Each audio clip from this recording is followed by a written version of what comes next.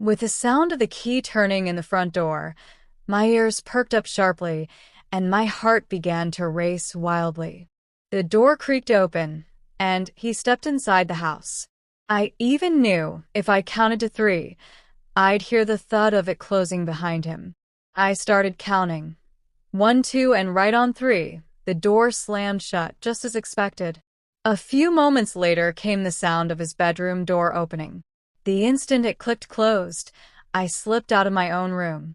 That bitter scent he always wore, it hit me like a wave, and I trapped it deep in my lungs with every ounce of strength I had.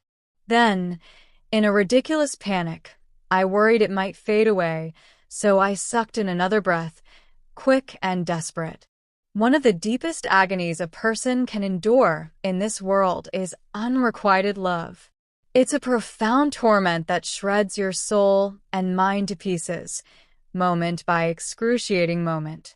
And there I was, poor, wretched soul, trapped in this one-sided obsession, through no fault of my own.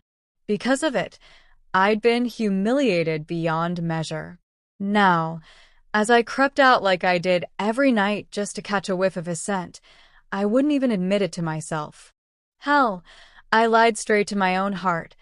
I came out to grab water from the fridge, I told myself, so if he wanders in and plops down in front of the TV right now, I won't be left parched, trapped in my room. I cracked open the fridge door, snatched the water bottle, and tiptoed back to my room on silent feet, easing the door shut behind me. 8 months had passed since our wedding. As a kid, I'd watched my parents clash endlessly. My mother was a glamorous, modern beauty, always put together, turning heads wherever she went. My father? A stern, old-school relic, bound by rigid faith and unyielding traditions. God only knows how those two ever crossed paths, fell for each other, and tied the knot. But from the moment I first knew myself, my earliest memory from childhood was a fight. My entire childhood was drowned in fights. Every moment filled with the crash of breaking things, screams and shouts, sobs, even blows between them, long sulks and standoffs. And I was just a kid, so stressed out that I'd wait behind the front door for hours, wondering when my parents' argument would end and Mom would storm off in a huff. When she was leaving, I'd cling to her desperately, hoping she'd take me with her, anything to escape that house. It was like those two had gotten married just to drag a wretched soul like me into this world. But every time Mom tried to go, Dad wouldn't let her take me. He'd yank me back hard, refusing to let go. I'd wail until I was wrecked, but he still wouldn't budge. He wanted to use me as leverage to keep her from leaving. But Mom, in those moments, was so furious she'd just walk away anyway, not giving a damn what it did to my soul or psyche. Whatever, let it be. In the end, their worst blow-up happened over this one incident. We were invited to Grandpa's house for dinner one night. As soon as we walked in, my uncle, Mom's cousin, shook her hand. While he was at it, he said, "You've gotten so beautiful, sis-in-law. How does someone get this gorgeous?" Then he slung his arm around Mom's shoulders. He was Mom's cousin. They'd grown up together like siblings. But to my dad, that was incomprehensible, unforgivable. The second he saw it, he dropped my hand and lunged across the room, pummeling his brother-in-law with heavy fists right in the mouth. Aunt, Mom, Uncle, Grandpa, Grandma, everyone was horrified. They had to pry Dad off him by force. Grandpa shoved Dad out the door in a rage, yelling, "What right do you have to pull this in my house? We've all become honorless now. God dumped all the jealousy on you." Dad, sprawled on the ground from the shove, picked himself up and turned to Mom. "Come on, let's go." Mom, sobbing, said, "I'm not coming. See his true colors now. See what he's done to me? Those fists he's smashed into Baruz's face, he's landed them on mine 100 times already." Grandma, in tears, grabbed Mom's hand and pulled her back. She'd have to step over my dead body before I send my daughter back to the hell that man's built for her. That fight was the breaking point. Mom stayed at her dad's place. Dad dug in his heels and wouldn't go after her. It was like they both just burned out, exhausted from all the differences, all the misunderstandings. Dad would rant, "What kind of man throws his arms around my wife and calls her beautiful?" Next thing you know, he's planting a kiss on her. Mom shot back, "He's kissed me 1,000 times growing up. We were kids together. I studied with him. We were side by side every moment. Your soul's so rotten. You see everyone through your twisted lens." Bottom line, they were done. That fight snapped the thread, and by the time I was 9 years old, they separated. When they split, I figured Mom would come see me on weekends.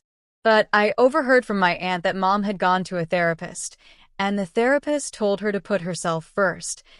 Nothing's more urgent than rebuilding herself. She'd wilted away in this life. When my aunt spilled that to me, I shattered inside. But on the surface, I played it cool. Doesn't matter much. As long as she's okay, that's enough for me. A month after the divorce, for months since I'd last seen her, I'd go to bed every night clutching the last blouse she'd worn, the one she'd slipped off her body. I was waiting every second, aching for her to show up, hoping even a sliver of my longing burned in her heart too. But a month after leaving Dad, she called me. "You're a strong girl," she said. "I'm not as strong as you. I'm not okay. I can't come see you. I'm leaving. If I come before I go, I don't know what'll happen to me. If I'd known I could pull you out from under your dad, I'd have spent my whole life doing it. But I know him like the back of my hand. He'd never let me have you. That I'm going, Neela. I can't say goodbye. Forgive me, and try to stay strong." She said it all through sobs, not even waiting for me to speak, not wanting to hear my voice. She just hung up crying. I never told a soul about that call, about how she said she was gone forever. It was like I was ashamed to admit it to anyone, that my mom left without a proper goodbye. She didn't even come once to hold me in her arms, say farewell, and go. I didn't even know where she went. That day, after the line went dead, I just shoved her blouse into my closet. My grades tanked hard. My aunt's daughter was my age. Every night, she'd haul out her spelling notebook to Grandpa, Grandma, the rest of the family, uncles, aunts, and flaunt it. We had a spelling quiz in class today. I got every word right and aced it with a 20. But Neela? So many mistakes. The teacher made Neela stand at the board on one leg. My great-aunt, since I was the same age as her girl, couldn't stand me.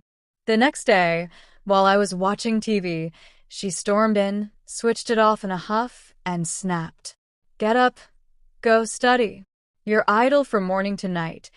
You've ruined your brother. You wretch. Go sit at your books. Otherwise, you'll keep flunking like an idiot, come home with zeros, and not feel a shred of shame."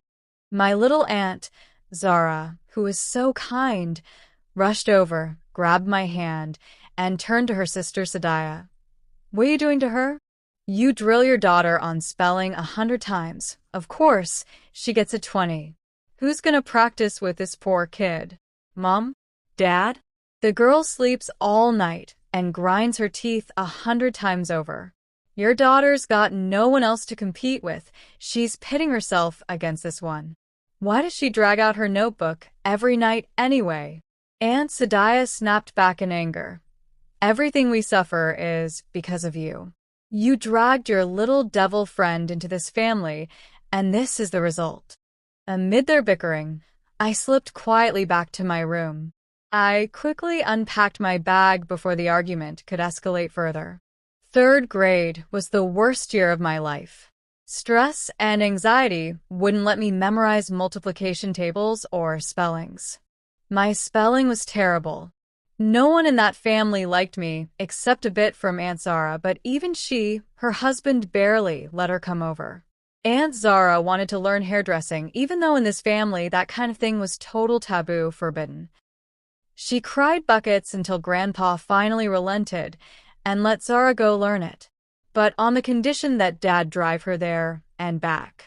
Whenever Dad was dropping her off at the salon and picking her up, that's where he saw my mom and fell for her. They got married.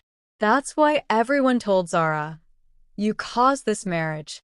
You wrecked Mojtaba's life."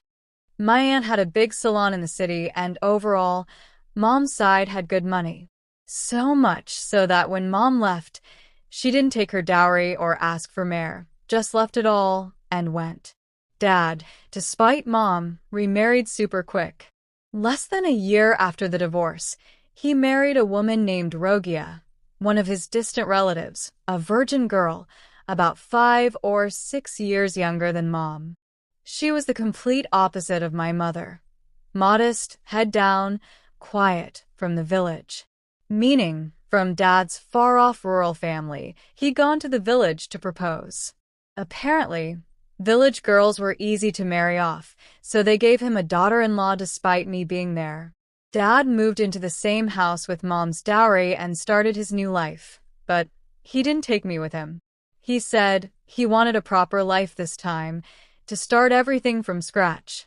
Both my dad and Mom dove headfirst into rebuilding their lives from the ground up, without a shred of responsibility for the fact that they'd dragged something into this world, something that never asked to be here, and that we were on the hook for it. They didn't give a damn about any of that. Each just launched into their shiny new chapter, leaving me to grow up. I grew up amid the barbs from Nezem, my cousin, and the torments from my boy cousins. They were just kids, sure, but every time they showed up at the house, it'd be one thing: ripping pages from my book this visit, snatching something of mine, and hauling it off with them the next.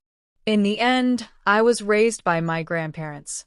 And right when I was on the cusp of heading to university, Grandpa announced he wanted to divvy up the inheritance. He figured he didn't have much time left. He wanted to split all his assets now, so there'd be no bitterness among his kids after he was gone. He said his own father had struck out alone to make his way, but my eldest uncle had been right by Grandpa's side, working from boyhood all the way to today.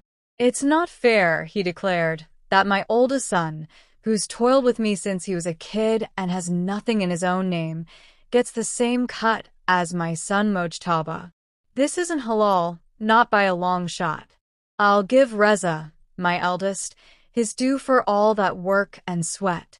Then the share for Hamid, my youngest. Whatever's left after that. That's what's divided as inheritance. Whether you accept it or not, this is the righteous, proper, halal path." My 2 aunts and dad? They didn't utter a peep. Grandpa handed over the inheritance, meaning the eldest uncle Ray's share, then Hamid's portion too. To each of them, he registered a shop in the market under their names. He owned 4 shops there in total. It came down to 2 for his sons. He said, "These boys have slaved away here all these years. Without these 2, I'd still have just that first shop. These 3 shops were bought after they joined me, so 2 of them are their share. The 3rd one's mine. For all these years we've toiled side by side, like 3 brothers." No one could argue. He was speaking the plain truth. He gave each of his sons one of the shops. What was left? 2 more stalls, some rural lands in their village that weren't worth much, some bank accounts, a car, that sort of thing, not a ton of money.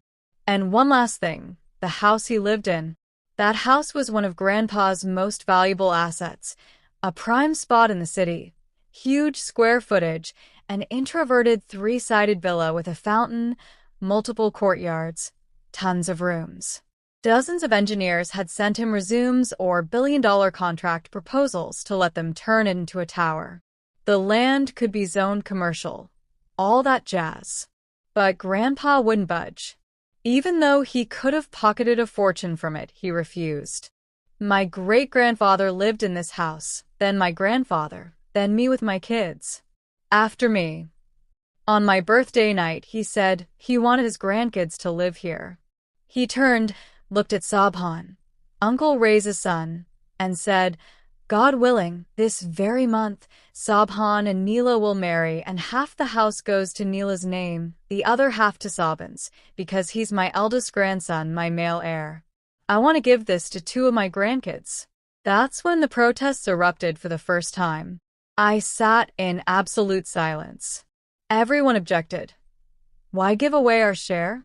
What about us? The girls? What about the girls? The rest? Even my youngest uncle, Sabin's brother, everyone demanded why the inheritance had to be split like this. Grandpa said, I don't want this place sold. I want it renovated year after year, my lineage living in it for generations. My lineage? That's Sabhan and Neela. My uncle furrowed his brows. What about Nezam, my daughter? Isn't she your lineage too, Grandpa? Grandpa chuckled. Of course. All of them are like me. But my preference is this. And truth is, I raised Neela. Yeah, her parents never felt any responsibility for this child, but I do, deeply. I can't hand her off to anyone and leave this world. First off, I want her to have strong support, so I'm giving her half this house. And every time I look into Sabin's eyes, I see my father's eyes staring back. My father was a powerful man. I want to entrust Neela to Sabhan and go. That night brewed a massive rift. Everyone sulked and stormed off. I was shell-shocked, didn't know what to say. I was a quiet girl, no one in my life. Sabhan was a handsome guy, and beyond that, from childhood, he'd always had my back. If I needed something, he'd buy it and bring it. He never crossed lines, no chats, no getting close. I'd never seen him look at me any differently. Not like a sister, not like anything else. Just normal, always watching out for me. Me? Starved for affection. Anyone showing me kindness, I could latch on. And I had with Sabhan. No one else in my life. I was a girl who just studied and endured sorrows. In short, a week of chaos blew up in our family. Come see what happened. Finally, after a week, Sabhan said he'd marry me, and the door to this house would always be open to everyone. If one day I wanted to sell my half, he'd buy it. Grandpa chimed in. Neither of you ever has the right to sell this house. I can't notarize it, but from the heart. Renovate it. Live in it generation after generation.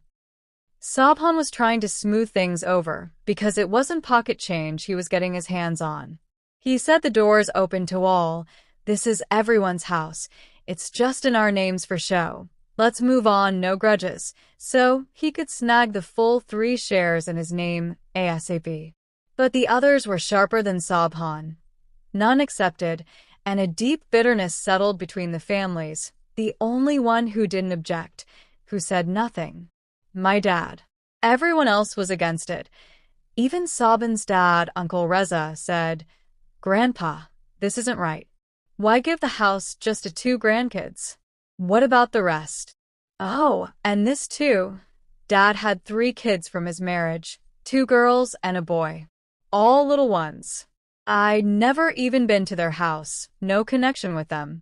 Occasionally, when they'd come to Grandma's place, I tried to stay out of their sight as much as possible. I wasn't close to them at all, not just not close, I had nothing even to say to them. I wasn't sulking or seething with resentment toward my dad for why his 4-year-old kid gets to go to tennis lessons, but he never once asked if I needed notebooks or books.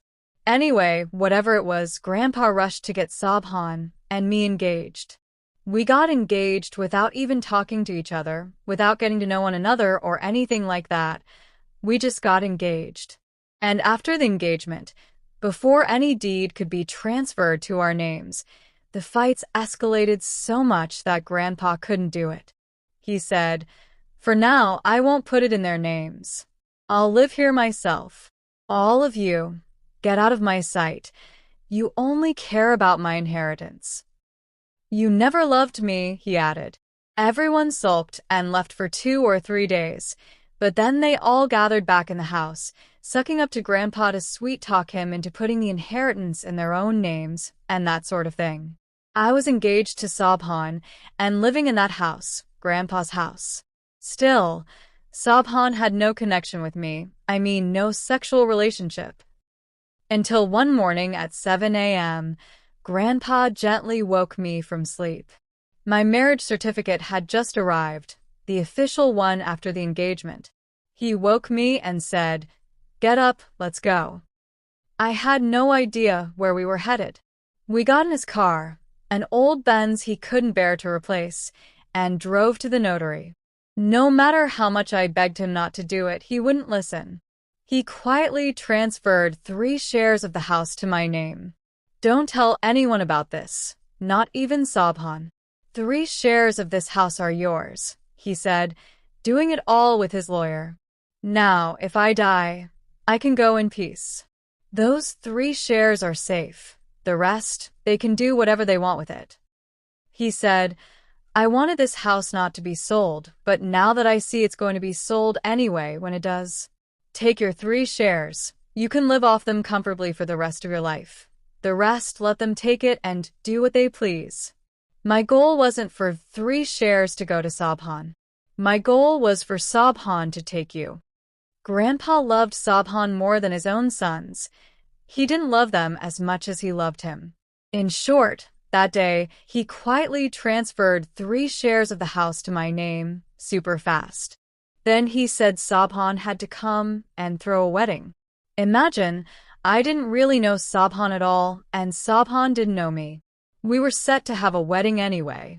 Aunt, Sabhan's mom, was full of regrets about why he'd taken me. More than once, she bluntly said to my face, "A girl without a mother to raise her isn't worth a damn." She and her daughter threw 1,000 snide remarks at me. And me? I was a girl who never said a word. Absolute silence. My heart just broke. That's all I could manage. In those days when everyone was prepping for our wedding, that's when I realized Sabhan didn't love me. Not only didn't he love me, he had no feelings for me at all. Guys might not love some girls, but they have some curiosity about them. Sabhan didn't even have that for me, and it terrified me. I didn't want to get married and then divorced, reliving the hell I'd endured as a kid. I went to Grandpa in tears. "Sabhan doesn't love me. For God's sake, don't let this marriage happen. Let me divorce him. I won't be happy. Wasn't this all for my happiness? Let me go." I don't know what promise Grandpa made to Sabhan, but Sabhan came around and tried to get close to me. We went together to pick out my wedding dress, booked salon appointments, handled wedding errands. He chose outfits for me, and I, simple-hearted, fell for it. I thought maybe he was starting to like me. I thought maybe I could build a life with him. We got married and moved into Sabhan's house. In the early days of marriage, I'd prepare food for him. He'd come home and not touch a bite. He'd leave early in the morning and come back late at night. A few times I'd call him. "Want to go out?" Every time, he'd hang up on me in the rudest way possible. And just like that, in 1 month, my pride shattered. Someone who's grown up alone gets used to solitude. No matter how much they like someone, they don't beg for affection. I never told him I loved him. Never told him I didn't know why. Without any reason, I'd fallen for him and grown attached. I didn't say any of it. I just lived in the house without a word, and this routine dragged on for 8 months. Every day, I'd wake up, go to university, hang out with uni friends. Grandma wasn't around anymore to control me, constantly calling, "Mila, where were you?" I'd roam with a few people until 8 or 9 at night and head home. The last time I'd cooked for him, I asked, "You eating?" He said no. Then I saw how much effort I'd put into that meal. You're not a stranger. I slaved over this food. So when he came, I'd set it in front of him, hoping maybe I could win him over a little. I headed to his room. I'd plated the food in the most beautiful way possible, all decorated. I opened his door and said, "Sabhan, eat." I've put so much effort into this for you. Why aren't you eating? Did you already have dinner? Suddenly, in a rage, I think it was about 3 weeks into our marriage, he whipped around and smacked the plate right out from under his hand. It flipped over, dumping everything down the front of me. From that day on, I never cooked a single meal in that house again. Everything he'd bought for the house just sat there and spoiled. When he saw it all going bad, he stopped buying anything for the house. And me? I didn't cook anything in that place anymore. Meaning for 7 months, whatever I wanted to eat, I'd get from outside, and that was it.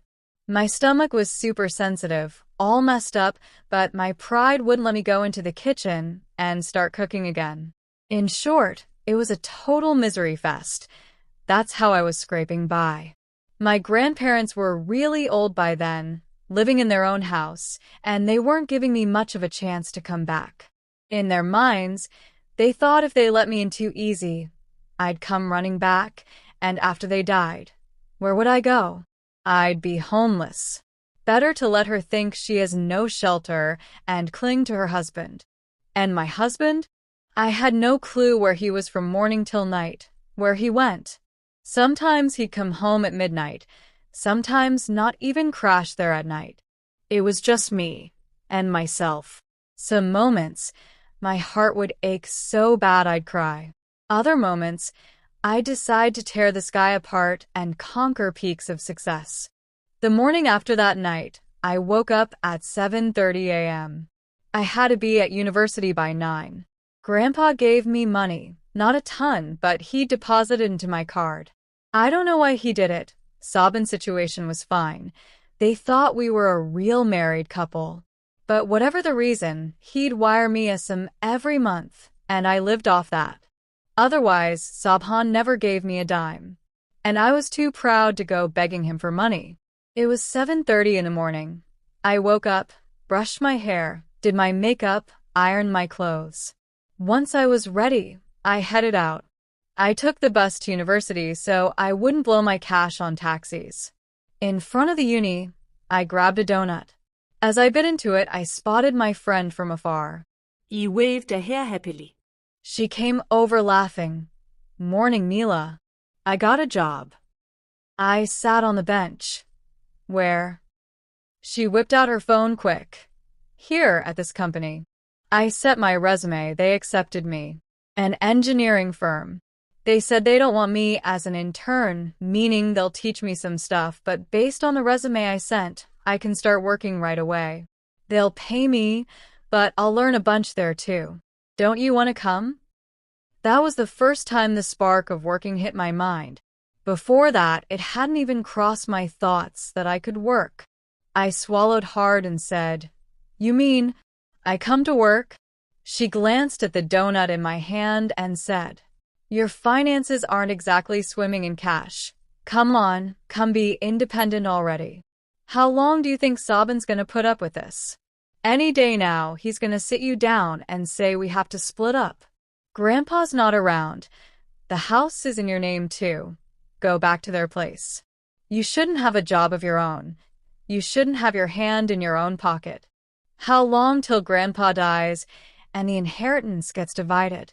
Those vultures hand over your 3 shares. Don't give it to What's with that look? They're vultures, I tell you. Your dad never once thinks, 'Where's my kid?' Grandpa never thinks, 'This girl's extra here. Give her some time. Let her go marry for love, so she's not extra after marriage either.' This kid's always been imposed on someone. Now, don't impose her on someone else." Or Sabhan doesn't say, "This poor girl's alone. Why'd I marry her when I don't love her?" Mila, thank God you don't love him, or you'd be suffering even more. I lowered my head. I told her everything about my life, except that I loved Sabhan. My pride wouldn't let me say it. I averted my eyes and said, "Okay, great. When's your interview? If it's today, I'll come with you, talk to them, see what it's like, what the vibe is." She furrowed her brows. "No, obviously you shouldn't ask for permission. You wander out morning till night with us. Does anyone even notice? Does anyone ask what time you leave or come home? No one's in your business. This is the perfect chance for you to get independent. I saw she wasn't kidding. We headed to class together. We were super close from high school, we'd been together, and now uni too. We try to take classes together as much as possible. Besides us, we had 3 other friends, but the 2 of us were a bit closer. That day, I went with Solali to that company. We talked to them. They said the firm's brand new, and they're looking for people who'll work with heart and soul. They want to give the young generation a shot. It was like music to our ears. We filled out the forms, and they said come start tomorrow morning. The place had a great vibe. The women there were so friendly, the guys too. It felt spacious and inviting. Everything checked out, so we decided to start working there the next day.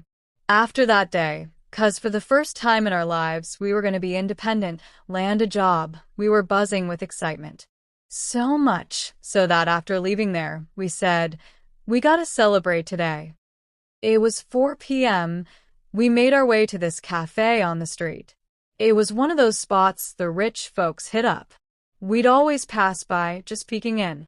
But that day, Solali and I decided, as future tycoons, to splurge and go in. Sure, it was a huge risk. We might run short by month's end. But we said, we're manifesting wealth. This is the first step toward getting rich. And yeah, we got all hyped up and went into that restaurant. We grabbed the coziest, coolest spot they had and sat down together. Then Solali pulled out her phone. The second I saw her whipping it out, I slapped on my sunglasses. She turned on the camera and said, well, hello, Ms. Neela. What's the vibe? I leaned back in the chair, put my hands in front of me, tips of my fingers touching, and, biting back a grin, said, as a businesswoman, I want to say, every path starts tough, but the moment you hit the road, you realize the grind's way better than rotting on the sidelines. We both cracked up at my nonsense, laughing like I was some comedian. And we recorded every worthless, unimportant moment with full precision and detail. She filmed me. I goofed around with my hand. Pan chicken with Alfredo? Its price rivals our kidneys. Let's go. We hit the end of the menu and regretted it. End of the list? Situation's not great. Flip to the next page. Best option for us too? A shared double potato. I yanked off the sunglasses and bam, I was out of the zone, dead serious. Solali, we're such idiots. We could have bought potatoes outside for 1/5 of this price and eaten them, but nah, we come here and pay this for potatoes? Outside, this money could have gotten us burgers. We're total morons. Come on, let's bail. Our dignity's not on the line, why lose it? We got the pics and vid. It's a memory now. Come on, let's go. Okay, I'll head out first. Then you suddenly say something happened to your friend, and I gotta go. We'll come back another day. Solali, being the glutton she was, grabbed my hand. Why are you doing this, Neela? Our dignity's at stake. Let's go outside. No, we can't leave. Stay right here. We'll buy the potatoes and eat them. End of part 1. Folks, part 2 uploads tomorrow.